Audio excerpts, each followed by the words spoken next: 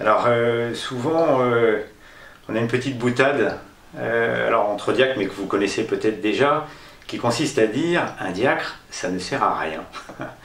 Mais il faut tout de suite rajouter qu'en fait ça sert tout court. On a été ordonné en fait pour le service, on est la main gauche de l'évêque.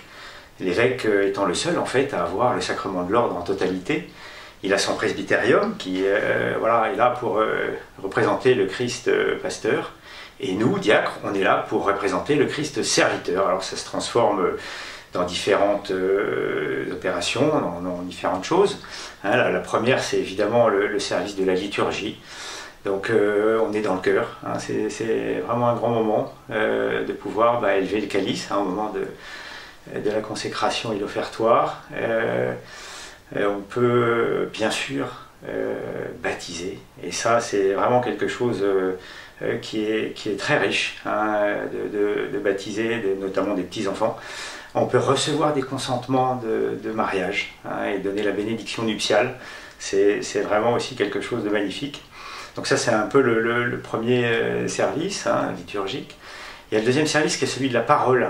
C'est d'ailleurs ce que je suis en quelque sorte en train de faire, d'une certaine façon. Alors c'est bien sûr la lecture ou la proclamation de l'évangile, c'est les homélies. Alors moi personnellement je sais d'en faire une de temps en temps, mais étant encore en activité professionnelle ça prend du temps, parce que c'est vraiment un moment en fait, un grand moment de lire, de s'imprégner avec évidemment l'aide de l'Esprit Saint, de la parole de Dieu. Et surtout que j'ai quand même à l'esprit cette phrase qui nous est dite au moment de notre ordination, soyez attentifs à croire ce que vous direz, à enseigner ce que vous avez cru et à vivre ce que vous avez enseigné. Et ça c'est quand même un grand moment. Donc donc pour la parole, c'est bien sûr ça. Et puis un troisième service qui est la charité. Alors la charité, elle prend des dimensions particulières. Évidemment dans nos paroisses respectives, mais aussi dépendant directement en fait de l'évêque, comme je vous disais, on est sa main gauche ou son bras gauche, donc représentant le Christ serviteur. On reçoit une mission de l'évêque. Alors en ce qui me concerne, j'ai reçu cette mission avec mon épouse Marie-Clotilde, puisqu'on a la charge de la pastorale familiale.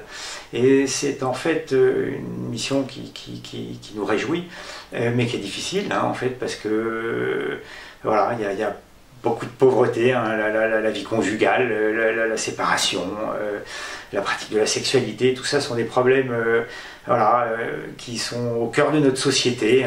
Et nous, diacres, je pense qu'on est bien placés en fait pour agir à ces niveaux-là, parce qu'on est un ministère en fait de lien et un ministère du seuil. Et donc j'aurais pu le dire aussi dans la préparation au baptême, ou en tout cas pour les baptêmes ou pour les mariages, on accueille des gens qui sont souvent un peu loin de l'église, mais qui sont attachés viscéralement sans la plupart du temps savoir pourquoi.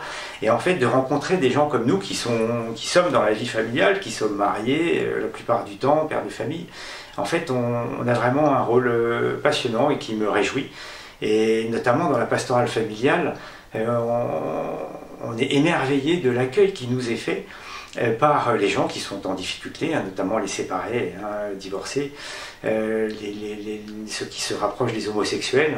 Foi homosexualité, c'est un des pôles de la pastorale familiale, comme la préparation au mariage, comme séparés, divorcés, réengagés. Donc ce sont des pôles qui existent, sachez-le, et dont il faut parler autour de vous, et notamment également du pôle conseil conjugal et familial, très important quand on vit des pauvretés de communication avec son conjoint. On a besoin d'être aidé, et sachez que votre diocèse, par l'intermédiaire de la pastorale familiale, vous permet en fait d'être aidé. Il y a 2 conseillers conjugaux et familiaux qui dépendent de la pastorale familiale, qui font ça bénévolement. Alors une participation est demandée, mais elle est en fait très, très minime. Voire facultative, donc il faut surtout que ce ne soit pas ça qui vous arrête. Donc voilà, donc le service du diaconat en fait est le ministère, ministre, ça veut dire service, même dans la politique, nos ministres doivent être des serviteurs. D'ailleurs c'est assez amusant de se dire qu'il y a une analogie, les élus portent tous des écharpes tricolores, alors eux ils la portent de droite à gauche, nous notre étole on la porte de gauche à droite, mais il y a un petit peu cette notion en fait de renoncer à soi-même. Hein. On met une barre qui fait qu'on essaie de s'oublier un peu parfois, parce que c'est aussi un ministère qui peut être un peu prenant, donc faut y faire attention. Voilà, donc j'espère que j'ai répondu à cette question de à quoi sert un diacre. Et puis vous pouvez prier pour nous. Merci.